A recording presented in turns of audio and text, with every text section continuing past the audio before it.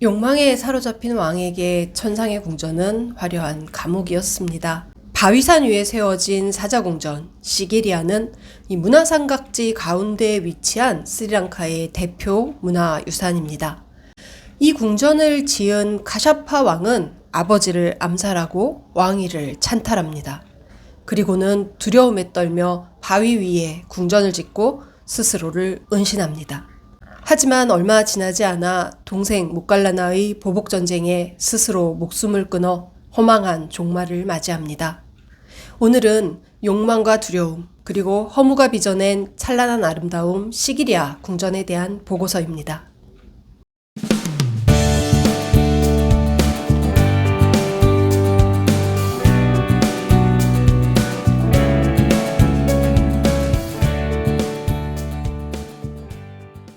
동생의 군대가 서서히 다가오고 있었습니다. 진흙탕에 발이 빠진 코끼리가 이 몸부림을 칠수록 점점 더 수렁 속으로 빨려 들어갔습니다. 죽음 앞에 발버둥 치는 코끼리 위에서 카샤파는 오히려 담담했습니다. 두려움과 외로움의 끝이 보이지 않았던 지난 11년간의 시간이 스쳐 지나갔습니다. 코끼리에서 뛰어내려 맨몸으로라도 싸울 것인가? 혹시라도 이긴다면? 그래봤자 다시 마주해야 할 현실은 더 큰 죄책감이었습니다. 스스로의 목을 겨눈 단도는 그에게 평안을 줄 수 있는 유일한 자비였습니다. 아니, 죽어서도 자신의 업에서 벗어날 수는 없겠지만 적어도 두려움으로 가득 찬 미칠 듯이 외롭던 이 바위산 꼭대기 화려한 감옥에서의 삶은 끝이 날 것입니다. 단도는 그의 바람을 이루어주는 마지막 기회였습니다. 운명은 그렇게 그를 집어삼켰습니다. 지평선을 품은 광활한 평원, 그 가운데 우뚝 솟은 바위산 시기리아는 카샤파의 마지막을 지켜본 증인입니다. 머리 꼭대기에 카샤파가 이 문신처럼 새겨놓은 욕망의 흔적을 묵묵히 끌어안은 채 바위산은 이곳을 지나는 이들에게 묻습니다. 너의 욕망은 어디를 향하고 있는가? 스리랑카를 찾는 이들은 이 질문에서 벗어나지 못합니다. 아무도 이곳을 외면하지 못하기 때문이겠죠. 바위산 꼭대기에 있던 신비롭고 화려했던 천상의 궁전, 기적과도 같은 그 경이로움을 보고 싶은 욕망을 떨쳐버릴 수가 없기 때문입니다. 욕망으로 조성된 궁전이 뿜어내는 유혹의 손길, 그를 탐하는 욕망 또한 여전히 유효합니다. 시기리아 락 팔레스로 불리는 바위 궁전은 이 스리랑카를 대표하는 문화유산입니다. 물론 유네스코 세계문화유산으로도 지정돼 있습니다. 세계 8대 불가사의로도 손꼽힙니다. 그러니 어떤 관광객이 이 시기리아를 지나칠 수 있겠습니까? 순례자라도 이곳을 건너뛸 수는 없습니다. 오히려 두 눈 크게 뜨고 욕망의 시작과 끝을 바라본다면 그 어떤 법문보다도 깊은 울림을 만날 수 있을 것입니다. 시기리아는 스리랑카 고대 유적을 대표하는 세 도시 아누라다푸라와 폴론나루아 그리고 캔디를 잇는 일명 문화삼각지의 한가운데 위치하고 있습니다. 지상에서부터의 높이 195m, 이 멀리서 보아도 그리고 가까이 다가가 올려다보아도 저 바위산 위에 무엇이 있는지 알 길이 없습니다. 거대한 바위 위로 떠오르는 태양빛이 쏟아질 때 아니면 저무는 태양에 물들어서 신비로운 붉은 빛을 뿜어낼 때면 이곳에 궁전을 지었던 캬사파의 이야기가 연민으로 다가옵니다. 1600여 년 전, 이 싱할라 왕국의 다투세나 왕은 수도 아누라다푸라에 거대한 저수지를 건설했습니다. 백성들에게 풍요를 선사했죠. 왕은 존경받았습니다. 그의 두 아들 카샤파와 모칼라나도 아마 백성들의 사랑을 받았을 겁니다. 이 카샤파가 평민 출신의 왕비에게서 그리고 모칼라나가 귀족 출신의 왕비에게서 태어났다는 것은 어쩌면 백성들에게는 그다지 큰 문제가 아니었을지도 모릅니다. 하지만 카샤파는 그렇게 생각하지 않았습니다. 카샤파는 동생에게 왕위를 빼앗길까봐 전전긍긍했죠. 걱정은 두려움이 되고 두려움은 그를 폐륜으로 내몰았습니다. 쿠데타를 일으켰습니다. 아버지를 감금하고 왕위를 찬탈했습니다. 이 목숨의 위협을 느낀 모칼라나는 복수를 다짐하며 인도로 도망쳤습니다. 카샤파는 동생을 뒤쫓을 겨를이 없었습니다. 왕좌만으로는 만족할 수 없었기 때문이죠. 숨겨놓은 왕실의 보물을 내놓아라. 아버지를 윽박질렀습니다. 타투세나의 대답은 간단했습니다. 아누라다푸라의 깔라웨아 저수지를 가리키며 이렇게 말했습니다. 이것이 내 재산의 전부다. 아버지로부터 더 이상 얻을 것이 없다라고 생각한 이 카샤파는 타투세나를 암살했습니다. 이제 왕좌는, 왕국은, 아니 세상은 그의 것이었습니다. 그것을 손에 넣기 위해서 두려움 따위는 신경 쓰지 않았죠. 아무렇지 않을 거라고 생각했습니다. 하지만 두려움의 힘은 생각보다 강했습니다. 복수를 다짐하던 이 목갈라나의 목소리가 좀처럼 잊혀지질 않았습니다.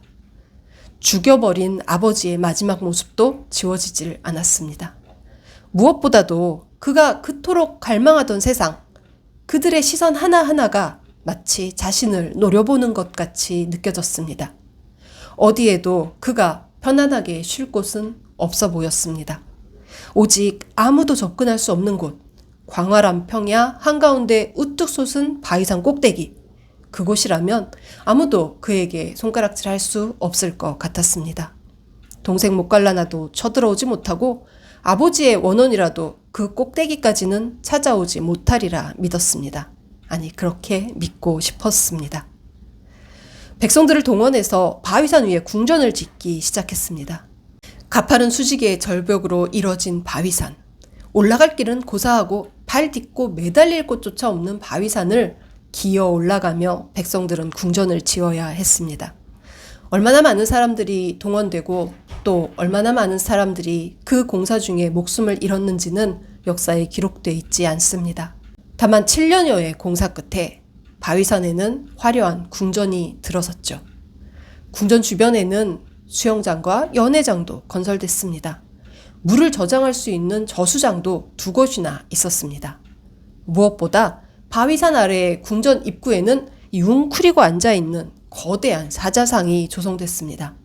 날카로운 발톱을 앞으로 내밀고 포효하듯이 입을 벌린 사자의 목구멍.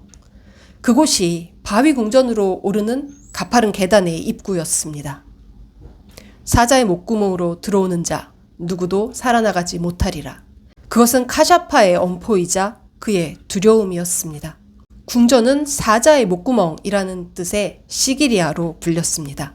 카샤파는 총애하던 무이 1명만을 데리고 바위 궁전으로 올라갔습니다.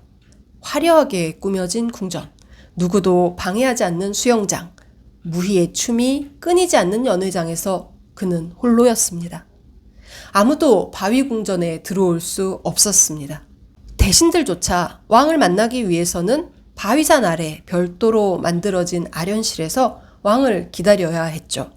바위 궁전에서 그가 행복했는지는 알지 못합니다. 하지만 11년, 무려 11년이었습니다. 과연 행복했을까요? 그의 두려움은 현실로 나타났습니다. 인도로 망명했던 동생 목갈라나가 아버지의 복수를 외치며 군대를 이끌고 쳐들어왔습니다. 난공불락으로 보이던 바위산도 그리고 화려한 궁전도 그를 지켜주지 못했습니다. 전쟁에서 패한 카샤파가 단도로 목을 찔러 자살한 후에 동생 목갈라나는 이 헛된 욕망이 빚어낸 바위궁전을 승단에 보시했습니다. 바위궁전은 500여 명에 달하는 여인들의 벽화로 치장돼 있었습니다. 시기리아 레이디로 불리는 여인들은 한결같이 풍만한 가슴과 화려한 장신구 그리고 온갖 꽃으로 치장돼 있었습니다. 혹시라도 이 아버지 다투세나의 원혼이 카샤파를 찾아온다면 이 여인들이 그의 원한을 달래주길 카샤파는 바랬을지도 모르겠습니다. 하지만 그것이 얼마나 헛되고 어리석은 바람인지 한눈에 간파한 스님들은 벽화를 지워버렸죠. 500여 명에 달하던 시기리아 레이디의 모습은 이제 10여 점 남짓 그리고 바위산 곳곳에 채색의 흔적으로만 남아 있습니다. 마지막 순간까지도 카샤파는 깨닫지 못했을 겁니다. 무모했던 욕망이 스스로의 눈을 멀게 하고 자신을 두려움 속에 가둬버렸다는 사실을요. 그는 아버지와 백성들의 사랑을 알지 못했습니다. 아버지의 진짜 보물이 무엇이었는지도 끝내 몰랐습니다. 바위산 꼭대기의 궁전이 그를 지켜줄 수 없다는 것도, 그곳이 궁전이 아닌 감옥이 될 것임도 그는 알지 못했습니다. 무엇보다 그토록 열망했던 왕국, 소나기에 넣고 싶었던 세상이 왜 어느 순간 두려운 존재로 바뀌었는지를 그는 알지 못했죠. 그의 두려움은 욕망과 무지가 빚어낸 괴물이었습니다. 그 괴물에 사로잡혔던 왕의 마지막 선택은 그래서 또다시 허망했습니다.